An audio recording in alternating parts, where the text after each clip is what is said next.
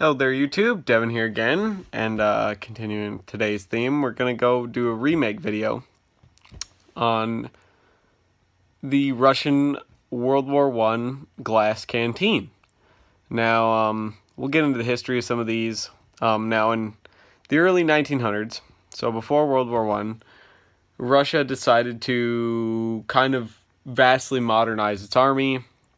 They ended up not having enough canteens fast enough when all the wars broke out in the late 1800s, early 1900s to sustain their army. Originally, soldiers were in the early 1900s to get an aluminum canteen, kind of like the German one. It would have had just a cork stopper. It would have been pretty much this, but with a cork stopper.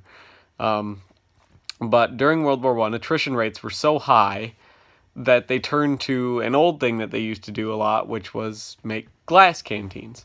Now, there's a reason why a lot of armies don't use glass canteens or glass water bottles, because they tend to break. Now, you see a lot of these with chips and stuff in them normally when you find them, but the thing is, there's actually a lot of them available, and Russia actually continued to use glass canteens, or flasks, as they call them, all the way up through World War II.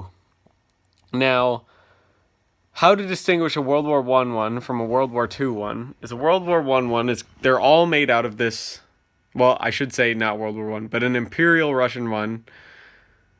They're all made out of this dark green glass. They're all this kind of oval shape, all right?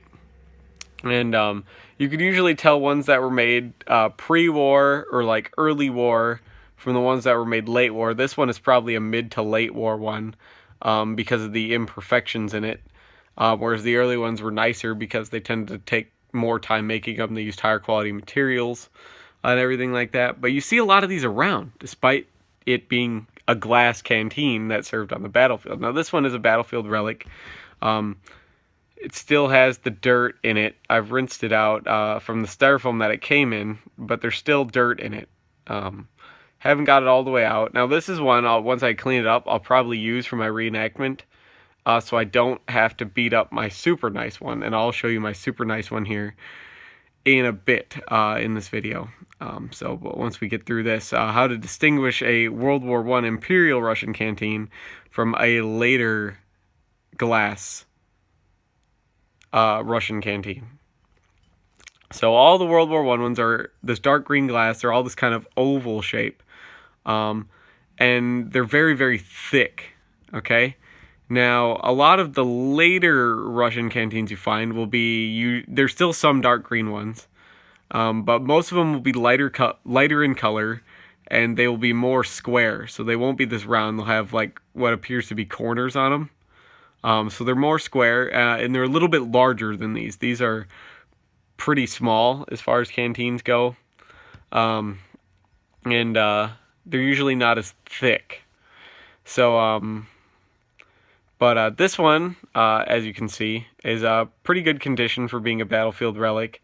But I will throw it up here next to my really, really good one that was probably made early war or just pre-war. So, and here's that one. Now, this one, as you can see, was probably never used, never issued, because there's not really any scrapes on it. It's in pretty good shape, other than there's some kind of deformations on the glass, but that comes with, you know, the time period they were made. These weren't perfect. But this one's actually in very good condition. There's no rough edges on it. There is kind of one bubble in the glass really, really close to the surface up near the top. For the most part, this is actually one of the nicer ones I've ever seen. Once again, it's that dark green glass, and it's that really ovular shape. So you can see where they got the where the World War I's kind of look like. These are two examples, a pretty good example and a superb example. Now, we'll get the flashlight up here, and we'll turn up the brightness on it a lot. And we'll take a look at this one. Now, as you can see, there's a lot of like kind of scuzz in there from the dirt and stuff. There's a lot of air bubbles in it. There's the dirt way down on that side that you can still see in there from this being a battlefield relic. And you can see all of these air bubbles in the glass, all those little tiny air bubbles. How it kind of looks like a fish tank. There isn't as many on the back as there is on the front. But you can see all those air bubbles in there, and there's a couple really big ones near the bottom, which is one of the worst places to have them, because this is one of the places where they get bumped the most. So having big air bubbles at the bottom are something you want to avoid, and having big air bubbles around the neck are something you want to avoid. Like there's that one there, but that's not really far enough up to be a concern. But these are the kind of stress points right around the neck here, and the very bottom of the canteen are where they tend to fail. Whereas we'll take a look here at my super nice one, my premium one, and as you can see here, there is very little bubbles in this glass. Very few. They're a lot harder to find. Now there is some in there. They're pretty small though. Show you the back side here. Not very many though. See, there's kind of one down there by the bottom. And then there's just that kind of big one up here at the top, right up by the mouth, as you can see there, that one. But other than that, there isn't really any air bubbles in this canteen, which is why I like this one a lot. So you don't see a whole lot of imperfections. I'm not trying to blind you guys with my super bright light here, my stream light, which I absolutely love. But this one, as you can see, has a lot more impurities, which leads me to believe that this one was a mid to late war because of the imperfections in it. So, whereas this one is probably an early war, this one is much thicker, much heavier than this one is even. But you never, despite these being glass, you never hear problems of these on the battlefield. Well, you hear very few problems of these on the battlefield, and as far as breaking goes and stuff like that, because they were so thick, you could probably beat somebody to death with this canteen before it would break. They're just incredibly thick. I'm not worried about bumping mine or anything like that. As you can see, I'll tap them together, and I'm not afraid at all that they're gonna break. They're that nice. Now, a lot of people have warned me about these. They say that they use leaded glass and everything in them and like that. But a lot of what I'm finding points that they didn't use leaded glass, and these are perfectly safe to drink out of. Okay.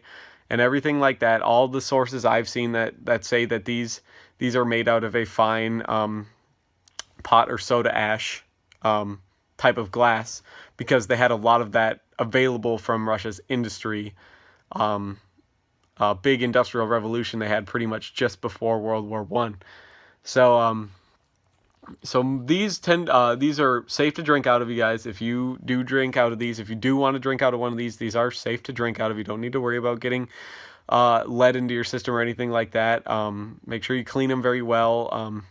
I'm not sure if they're dishwasher safe or anything like that, so I probably wouldn't do that, but it's a little Dawn or something in there, or like what I like to use is vinegar in my canteens, because it's a very natural way to clean them without doing a lot of harm if you don't want to put modern chemicals in them and stuff like that.